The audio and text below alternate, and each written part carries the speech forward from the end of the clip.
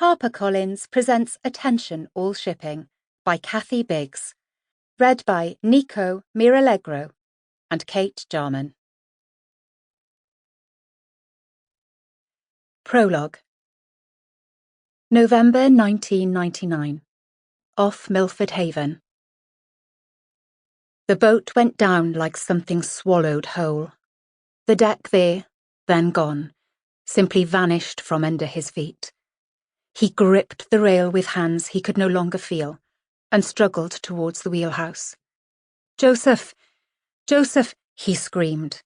But the wind swooped down and whipped his voice away, and before he knew it, the water was at his knees, his waist, his chest.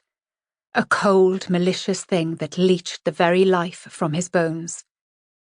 He held his own against it for a few moments, or minutes, until all he knew was the weight of his waterproofs, and the tug of the ocean bed, and the only thing he could hear was the panicked rasp of his own breathing. He lay on his back and looked up at the sky that hung, like a dark spill of lead over the thrashing waves. Spears of lightning rained down and broke on the surface of the mountainous sea, illuminating nothing but his hopelessness. Eyes closed, he gave his face to the rain. He shut out the noise of the storm and thought of his mother, and Da, Grace, Joseph. "I'm sorry," he shouted, as his throat filled with salt water. "I'm sorry." Chapter 1. November 2019. She was late again, but there could be no rushing. Not in the dark, with the weather coming at her from all sides. The trees along the lane up in arms, struggling to hold their own against the battering wind. Grace twisted ahead to get the hair off her face, heaved the gate up an inch and released the latch, trying not to hurry but unable to stop herself.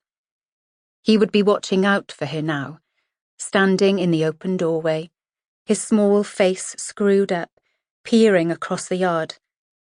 She pushed the gate open, caught it back with the length of rope, and picked her way back to the car, trying to keep to the edge of the track to avoid the worst of the mud, feeling the hem of her coat, her good coat, whipping wet against the back of her legs.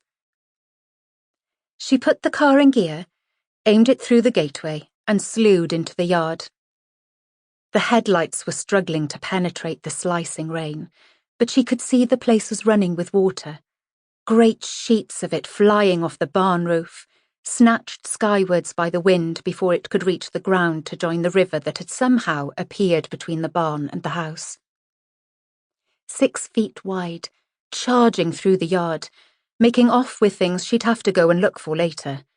Feed bowls, plant pots, the clothes pegs. She crawled the car through and parked as near to the house as she dared. "Da, I'm here." The wind took her voice and hurled it away. He was at the lip of the porch, one hand steadying himself against the post box. "Is that you, Hinny?" His voice trailed through the dark towards her. "Yes, hang on a minute." She pulled her coat tighter and opened the boot, one eye on him as she wrestled with the shopping. "Wait there, Da," she shouted.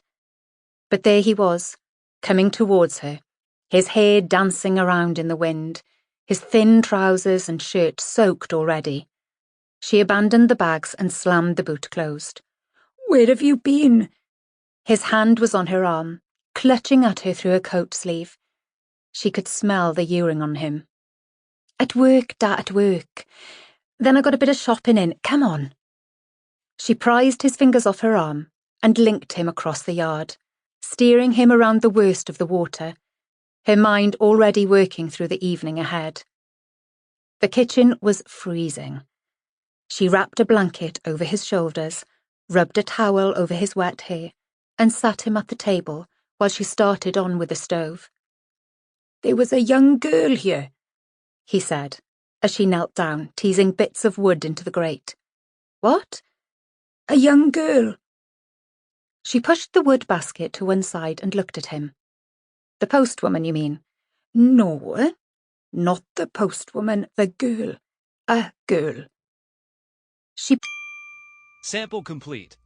Ready to continue?